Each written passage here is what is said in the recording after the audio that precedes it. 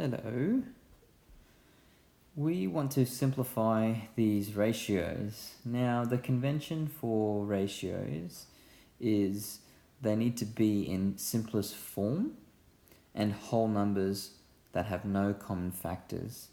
Very much like fractions, we're going to simplify using the highest common factor of both quantities. Okay, so if we have a look at the first example, 38 and 24, we can see that they're both even numbers, so divisible by 2, and no other greater numbers we can use that can simplify them further. So we're just going to divide by 2 to both. This gives us a final answer of 19 over 12, and that can't be simplified any further. If we take a look at question B, remembering we want whole numbers and whole numbers that are in their simplest form, and we compare both together.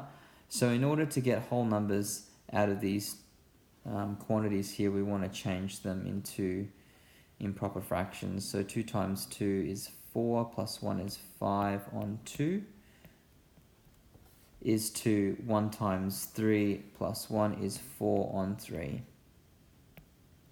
Okay, so we want to get these into whole numbers now, so we can look at their denominators and have a look at the lowest common denominator. That looks like it will be 6. So if we make both fractions have the lowest common denominator of 6, then we would be able to simplify them. So this one here would be timesing by 3 and timesing by 2 over here.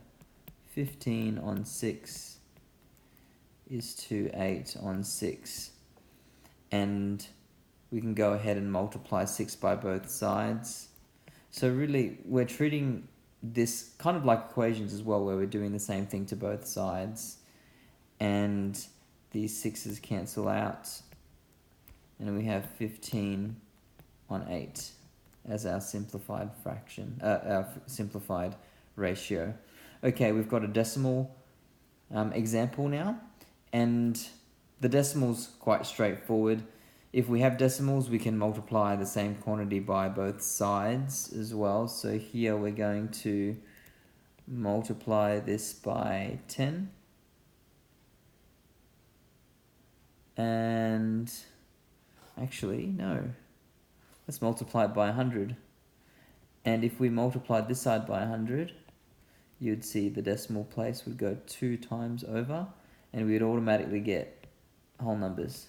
So 20 over 14, and then we can go ahead here and start dividing this by 2. Oops, on both sides. 10 is to 7.